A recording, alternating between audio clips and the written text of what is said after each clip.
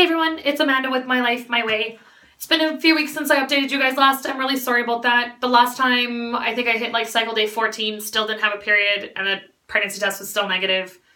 I made it past day 15, I think, with no period, and then on cycle day, or on 16 days up past ovulation is when I finally got a period. It was really late for me.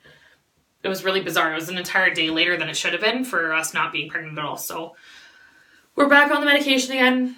We're trying 7.5 milligrams of Femara, and then we'll do Gonalef 75 units for a couple days until we ovulate.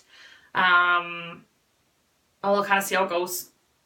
At this point, now that we've finished out our 8th cycle of medication without having any kind of change, my husband and I are starting to look at alternatives. So we did get pregnant twice.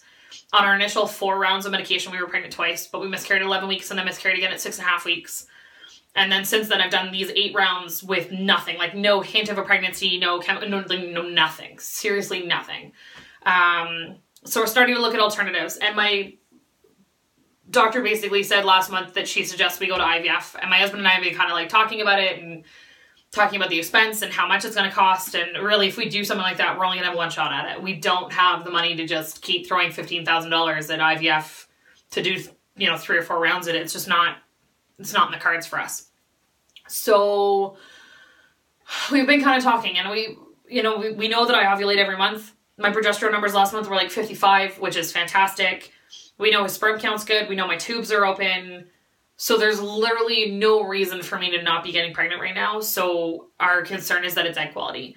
And my biggest concern is that if it is egg quality and we go through IVF, we're just throwing $15,000 down the tubes. Like it's just going to be gone. We'll go through, we'll do the IVF, and they're not going to work. So we've been kind of talking about alternatives and that kind of stuff. We've been talking about adoption. There's 2 different ways to do adoption where I'm at in Canada. So there's an adoption agency. The problem with an adoption agency is it's like upwards to $30,000 to adopt. Because you end up paying like all their adoption fees, you end up paying for counseling for the mom, you end up paying for all of her medical fees, that's including your lawyer stuff, the social worker, paying the agency itself, and all that kind of jazz. It's a ton of money, and the wait time on it is 2 to 4 years. There's this weird thing running around Facebook of there's thousands of babies out there looking for families, and really in my area, there's not. With how readily accessible it is to get the abortion pill, and abortions where I'm at, and they're free, covered by the government, you don't pay anything for them. People who don't want to have the baby they're carrying are just not carrying the baby. It's just part of the new reality that we're in. And I'm not starting a debate about abortion or anything along those lines. It was just a simple statement of there's just not those thousands of babies out there to be had in this area. It's just not a thing. So, and you can only adopt within province in Alberta when you're going through an adoption agency, or in Canada, sorry.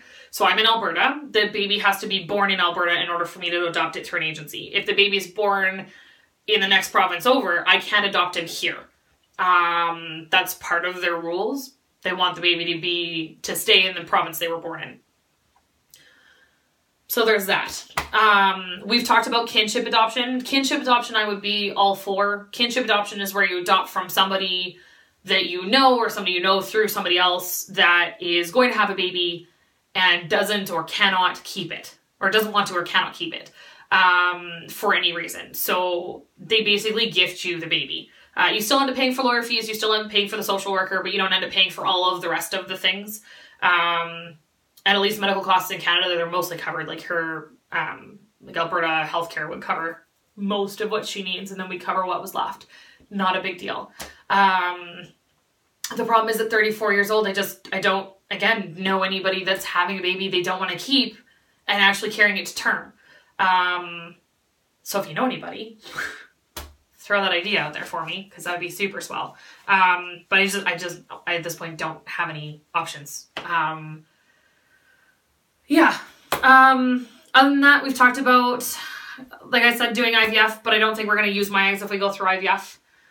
To import eggs to Canada that somebody else donated is $18,000 in Canada. That's a lot of money. That's a ton. Anyways, basically, it's cost prohibitive. They only send you 6. Most of them only guarantee that 4 of them will even make shipping. and most of the egg banks only guarantee that one of them will even make it to an embryo stage, and I'm not sure I'm willing to put $18,000 onto maybe this one will work. I don't know if I'm ready to do that.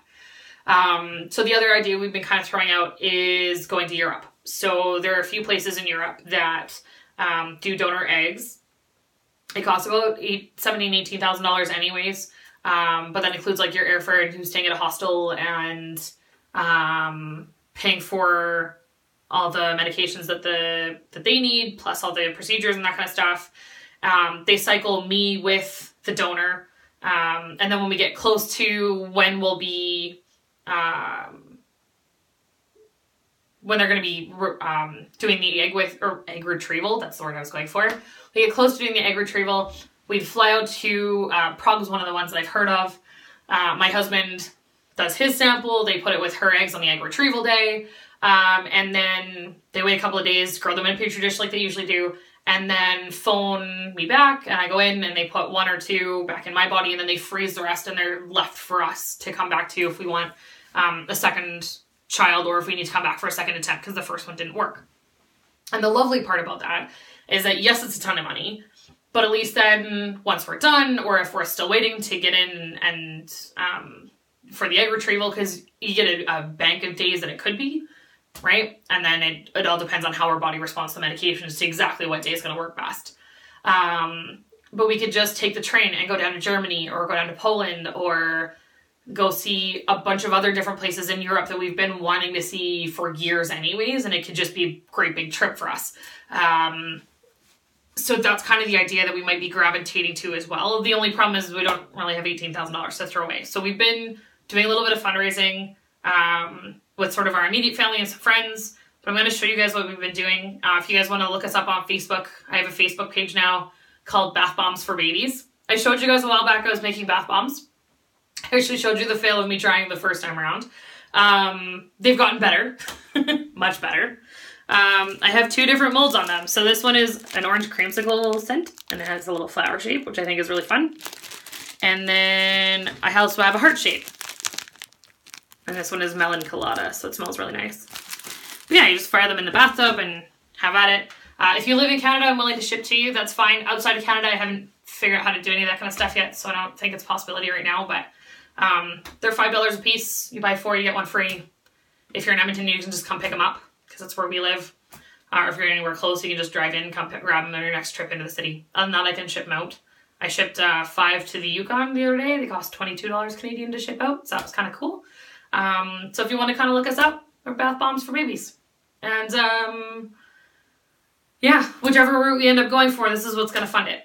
And I think if we end up with the point where we don't need the extras and we made more money than we needed, or we end up getting pregnant and didn't have to roll through any of this stuff, then I'm going to donate to another girl in my area that's also having the same kind of issues.